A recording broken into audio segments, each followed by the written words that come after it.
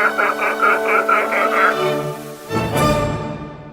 my friends and welcome back to Player Display. So as you can see here, we are not in the review room because there's something really special that I wanted to have a look at, but even in the review room, it's so big that I just would not have enough space between the actual item itself and the camera. The item in question being the Jazwares Star Wars Darth Revan helmet, not mask. We'll talk about that in a moment. So anyways, here we are in my usual living room setup with some really cool things and some other things where you're like, well, what the hell was that? But just ignore it for now. But this is the best possible setup where we can go ahead and do kind of a partways review and also a partways custom showcase. Because I'll be honest, when I first got this thing, I wanted to like hold off on customizing and just wait to actually review the helmet as it is. But the more I stared at it, the more I was like, I gotta bring out the paint. It's gonna look so good. So I painted it the day that I got it. Speaking of the day that I got it, I actually got it the day that I was collabing with First Order Films. You can check that out on my channel if you want, where we review some nostalgic toys and stuff like that. But then we also went to the mall eventually, and we went into GameStop, and walking in there, I already knew there's only one item I would splurge for, you know? And that was the Jazwares Darth Revan helmet. So I saw the helmet, a little bit of story time here, and there were two of them actually. And to me, it was like a matter of, because obviously these things aren't cheap, and it's actually the very first helmet I've ever owned. And for me, I'm like, it's a big knock in the budget, so what am I gonna do here? And at the same time, I also had the collector's edition Hot Toys Darth Revan's 1/6 scale figure on pre-order. I already had a deposit on it and everything for several months now. So what I ultimately resolved to do was cancel that pre-order. I know that sounds like a sin, and instead get the helmet, which is a little cheaper, a smaller pill to swallow, and I can customize it and give it my own personal touch. So just the fact that I could give it my own little bit of flavor in there makes it more personal. And also, I'm not spending like $1 trillion on a Hot Toys figure. And you guys know how expensive those things get. So anyways, that being said, before we actually go into the helmet itself, I wanted to look at the packaging because it is obscenely big. And it does have some notable differences from Black Series packaging. I have actually never owned a Black Series package before. Hey, there I am. I think it's the first time. This is my face reveal, apparently. But this is the packaging. Really giant window, effectively. We can even pan up a little bit. You can see we got a little blacked out corner up here. Got the Disney logo. I kind of want to contest that, but they're the people who own this now. So Revan's been reduced to merchandising for the moment. And for me, I'm kind of like, that's maybe for the better. I'm kind of afraid if they ever do my boy Revan in live action, they're going to totally butcher the character. So I'm kind of glad they haven't done anything with him yet. So that being said, we got Star Wars, Darth Revan, we have the Jazwares logo down here, first time on this channel for that. Off to the side, we have Arse, apparently. And on this side, we got Stwa. And off to the back, this is a better look at what the base helmet looked like. And I did watch some other reviews on this helmet after I got it to see what avid typical helmet collectors thought of it. And actually, they gave this helmet a little bit of shit. But I kind of disagree with them, so we're going to talk about that when we look at the helmet itself. But anyways, keep this picture in your head just so you can see the contrast. So this is what the rest of the box looks like on the back. You got Star Wars Darth Revan. They got the helmet itself. So remember these very plain Jane colors over here on the back side. Take the box out of the way. And you already saw it, but this is what became of my copy of this helmet. Some people really shat on this helmet. It's because they've been collecting helmets as their pastime. Like, I'm not a helmet collector, though I'm an occasional mask collector, and I'm primarily an action figure collector, as you folks know. So I got this helmet and I was stupidly excited, and I had full intent on customizing it. If you don't customize it though, the colors are very plain, the quality of the helmet feels a little cheap in the hands, at least according to the reviews that I saw. Apparently Black Series helmets, I've never owned a Black Series helmet so I couldn't speak to it, but those ones are a lot more heavy and hefty, and the quality is a little bit better. As for this Revan helmet, it almost feels like it's got these little components that are kind of clicked in, you know? It doesn't feel like one solid piece. I've got no issue with that because how else are you going to do it? Of course, it's going to be made out of components and stuff like that. But all that being said, you also got to keep in mind this is not Star Wars The Black Series. This is not a Hasbro product. This comes from Jazwares. And the way that other people put it, it looks like they deal more with the more child end of toys, you know, more playthings, not as much heavy-duty collectibles, which I consider this to be. And I'll be upfront. The typical Star Wars The Black Series helmet can cost about $120. I think there was once a day in the far-off past when it was like $100 to get a good Black Series helmet, but this dude was about $80, so you gotta keep that in mind. There is a difference in there. So that being said, the fact that he lacked paint, the fact that it's pretty obvious what pieces went into this helmet, I got no issue with that at all. For me, I just looked at this thing and I'm like, customizing opportunity. And if you see it in that light, I think you're going to be enormously pleased. So all that being said, let's talk about the helmet. So this is what it looks like when you first take it out of the packaging, aside from my custom paint, obviously. And I'll talk about the different steps I did in order to do that. But effectively, you pull it out of the box. It's got a plastic box within that cardboard that's kind of securing the helmet in place very nicely, not too tightly, which was good. You actually had some little tiny plastic tabs pinning down these corners of the hood, which we'll talk about as well, on the plastic box. You clip those, pop the helmet out, and you're ready to go. If you don't want to do any customizing work, it's still solid as is, though it does look a little bit plain, but as it came out of the box, it still looked really damn cool.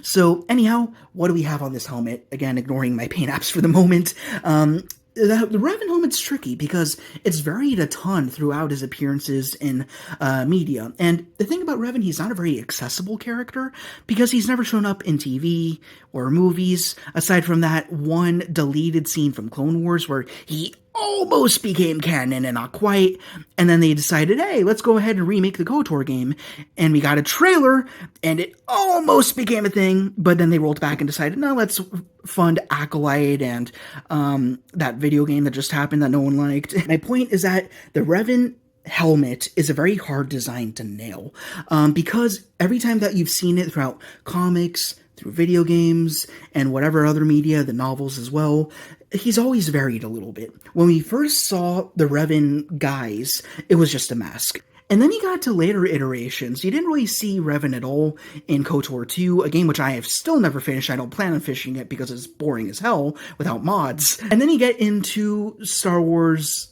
the Old Republic, the massive multiplayer game, and there it's still kind of a mask. Like, there is a side quest if you're on the dark side, or you actually have to retrieve the mask of Revan for the Revanites, and still it's kind of just, you know, little mask thing, not quite a helmet.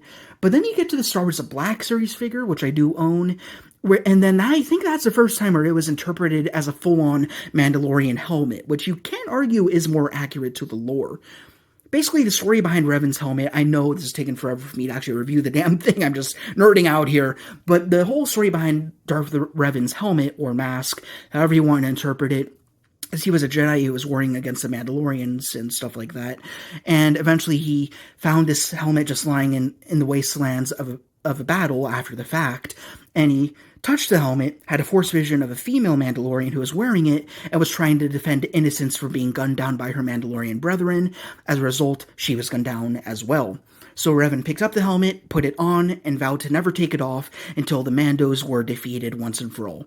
He effectively won that war, as history would tell.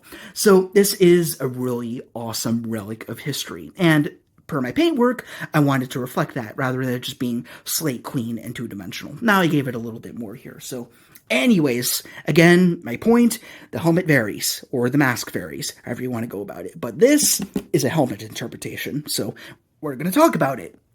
So we got several components here. We have a red above the visor here. You got almost another red component towards the center. You have these gold little accents over here as well. You got a darker silver off to the sides. And most of it is based out in this gunmetal, as you can see down here, which I've darkened up. I've darkened every single color that's on here with a dry brush. Again, we'll talk more about the process a little later on in the showcase section of this video. You also have a very beautiful visor over here. Actually, one thing I'm considering doing is getting some LED rigs from Amazon and having them glow red. So almost like when Revan was embracing the dark side, you'd see red, sometimes purple, emanating from his helmet, again, or mask, whatever. So that's something I might do. Anyhow, we also have this very beautiful hood. And the first time I saw images of this figure, see where we are? You notice how I'm not used to the concept of reviewing a full-on life-size prop here. But the first time I saw images of this helmet, I wasn't totally sure how I felt about the hood. I'm like, well, shouldn't it just be the helmet? If you have the hood on, it feels kind of like Revan's decapitated, you know what I mean? But first things first, I got the helmet, had the hood, fell immediately in love with it. It's a beautiful material. It's interestingly textured. It's not like too silky or anything. It's got a roughness to it, which I really like. Gives it more of that ancient feel, I suppose, if you will. Second thing, when we look at the actual helmet itself and take the hood off, you'll notice just how big this helmet is. Like, it's an actual Mandalorian helmet, which are buckets, effectively. So when you take, like, just a standard hood, it's probably not going to fit over this helmet. So if you're doing cosplay or whatever, then your stock hood that you already have, probably not going to fit over this thing. So it's a nice bonus that we get this hood at all. So I do appreciate that.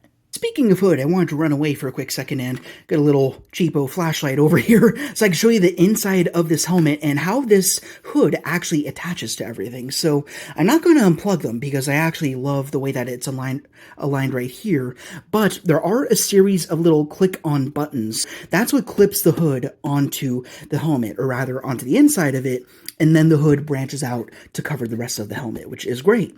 And then while we're down here, I can also show you the inside with the help of a little flashlight.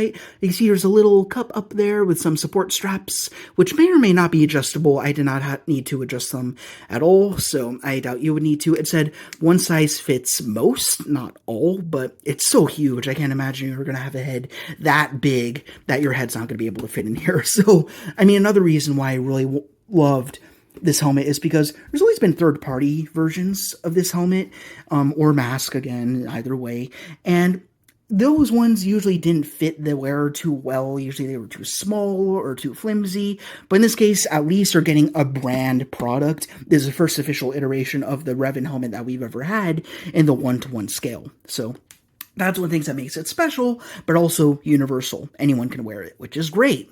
So that being said, let's talk about the actual helmet. So we looked at the mask, looked at the hood, and we could pull back the hood as an alternate display option, and we could see it's a literal Mandalorian helmet as opposed to a mask. And if you're so inclined and you don't want to remove the hood completely like me, you can actually tuck it inside the helmet itself and shove it in there. You can see we actually got our little trademark tags down there, which I do appreciate having. I'm actually not going to cut those off. And you put the helmet down, and then you just see it without the hood. So that is an option for you as well. So now that we have the hood off, we can look at the rest of the helmet too. Off to the side, this is actually the one thing I don't like about this helmet very much. It looks a little too much like the modern Mandalorian, aka Boba Fett, Din Djarin, Jango Fett. It's a bit too prequel OT sequel. Know what I mean? It's within that Battle of Yavin era style of helmet. Of course, being the nerd that I am, we're talking about Revan here. He existed 4,000 years before the destruction of the first Death Star. So, over here, this half is great. I wish that the back of this half, especially if you've seen the third-party versions that have been done, I wish it was a little bit more ornate, a little bit more crowded with different details, something a little more special. I get it, you got the hood back there, so you're not going to see much of it anyways, but I just wish that the sculpt would make it feel a little bit more ancient, more primitive, not quite as minimalistic as it is here. It does feel very plain, paintwork aside. Again, I did all the paintwork here. Otherwise, it was just the clipped-on components with no paint at all, except for a little bit of minor silver scuffing, some mainly on the red. That same goes for the front of the face.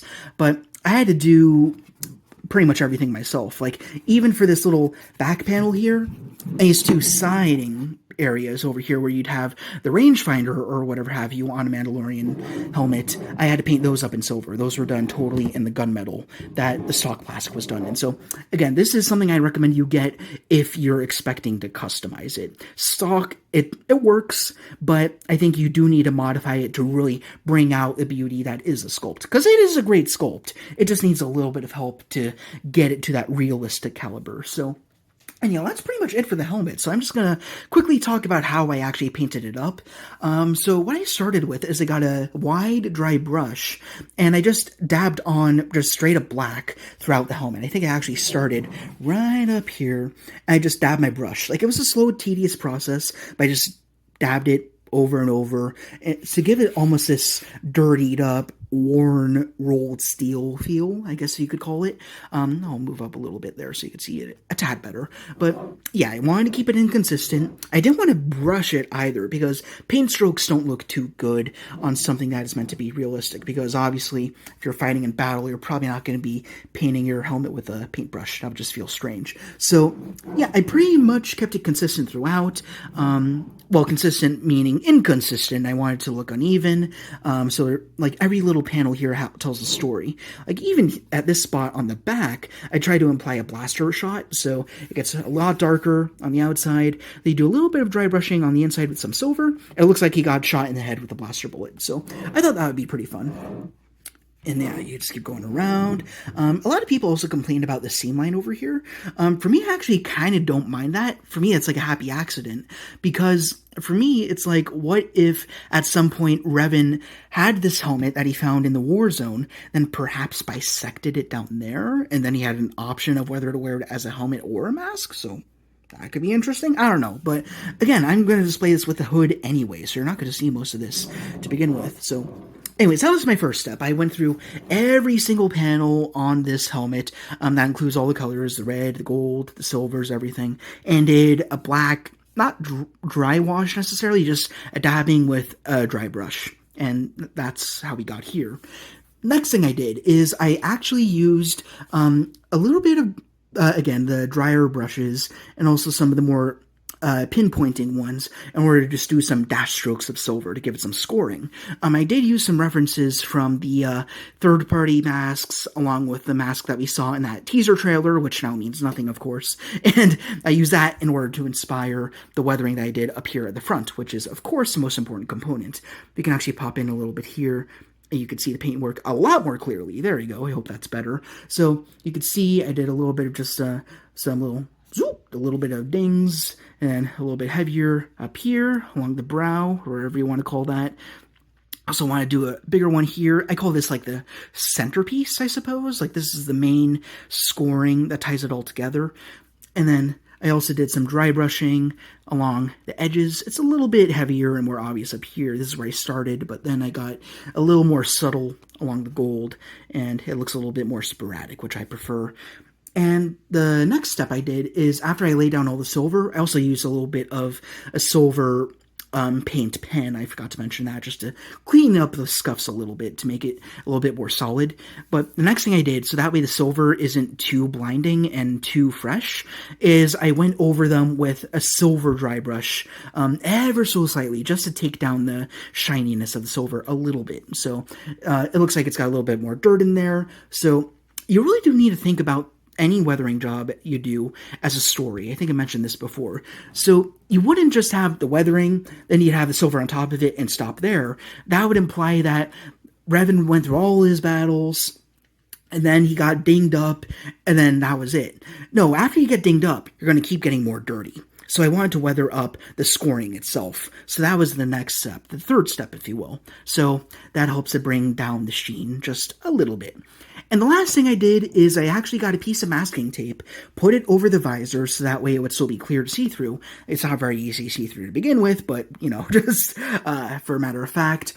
And then I hit the whole thing with a gloss coat to preserve my paint job, so that way it's not going to scratch off or anything like that. A nice thing about doing a weathering paint job rather than just a color swap is that if it does get any natural damage over time, like maybe you store it a little carelessly or whatever, then any damage it gets, or well, most damage that it gets, it'll actually add to the aesthetic of the figure. So maybe if there's a scratch that happens along the dome or something like that, like around here, or it gets dented, then it'll just add to the design, and you can work with that. And if you don't like it, you can use some paint to correct it and make it feel a little bit more natural. So it's just fun to customize things like this. Like, I've been doing paint jobs on action figures for the longest time, but I don't very often get a life-size prop to work with, so that made this very special. So that was the 4 steps. First, I did a dark, again, spotting. I wouldn't quite call it a dry brush, but I did that throughout the entire thing to darken up the colors, darken up the red, darken up the gold, silvers, whatever have you. Next thing I did is I did the silver scoring with a little bit of dry brushing and a little bit of just standard paint. Next thing I did, I went back over the silver after it dried with a little bit of a gunmetal dry brush, ever so slight, so that way you can still make out the distinct shapes. And then last thing I did, put masking tape over the visor to preserve it as I sprayed the rest with gloss coat. And that's what brings us to this helmet here. So now that I painted it up, I absolutely adore the thing. I think the only thing I don't love as much, I almost forgot to mention this, is there are 4 breathing holes down here around the mouth area. And even when you have the helmet on, your eyes are going to be here, and your mouth is going to be about in this spot. So those holes are kind of pointless. So what I might do is fill those in, like either with a clay, or I might use Bandai sprues that are thick enough to stick in there, and then it'll be like the same color. So I'll probably do that as a next step. But I just wanted to show you where I am right now with this helmet. But overall, he's basically done. The last things I want to do is maybe fill in those holes, add some LED rigs in the visor just for fun, for shits and giggles. I could do a video on that as well. But yeah, if you want to get the hood back on, not too difficult. You just need to find where it's going to cup over the helmet. All right, that didn't take a million years. All right, so there we go. Now I've got it pulled over the helmet properly. Resituate those little corner areas, I guess you could call them. And there we go. We got Revan resituated with the hood over the helmet and looking just like he did in KOTOR, Star Wars: The Old Republic, whatever source you prefer. For me, I more envisioned this as what the helmet would look like after he died for like the second time, third time, whatever. So that's why I wanted to do the heavy damage. But if you want to keep it pristine, I'm sure you could like paint one component at a time with the right paints and everything to make it look nice and clean. Maybe do a little bit of silver weathering and whatever you want. It's just a great template. I see this, again, more as an art project over anything else, but for the price it's at, I think it's a really great deal. I don't think that certain helmet collectors give it enough credit. Yeah, it's not as premium as Black Series or Supreme Editions or whatever you want to call them, but first of all, it's very affordable for what it is. And second, you get to add your own little personal touch to it. So I think this is an excellent experience of a helmet. Being that this is my first helmet, so I don't quite really have a standard yet. This is going to set the standard, obviously. But if I ever get a helmet in the future, which is unlikely, I prefer masks. They're easier to store and whatever. Then this will be a nice little starting point for that collection. So we'll see where that goes. All right, to wrap up, I also wanted to show you what it's like to have the helmet on. It feels very good. I had it on my other friend who's a little bit smaller than me, and it looked very disproportionate. But as long as you got like a 5'10" build, which is roughly what I am, maybe 5'11", I haven't counted in a while, the helmet is very comfortable. It sits very nicely on your head with that little that little rig that we talked about, shock mount, I don't know what you'd call it. But yeah, you can move around just fine in it. Makes me question whether or not Revan was able to fight well enough, because you cannot see out of it very well. Although, it does give your voice a nice echo. So, if you want a little voice modulator in here, or whatever you want, there's plenty of space. So you can add a whole lot of little gizmos in there for the full effect. But that being said, it's a great experience to just display, to customize, or to wear. So, it's all good. Anyways, I finally got my definitive Revan item. I will not be getting the Hot Toys figure. I'm much happier with this. So let me know what you think. Do you think I did an okay job? Do you think I screwed up in certain areas? or if you have any tips on how you can improve it, let me know. And if you have any more questions about the customizing process or what you could do for your personal helmet, then go ahead and go for it. Again, if you want to get this helmet, definitely get it at a GameStop. It's being scalped on eBay already, so you'll want to get it for around the $80-$90 range. That's pretty fair.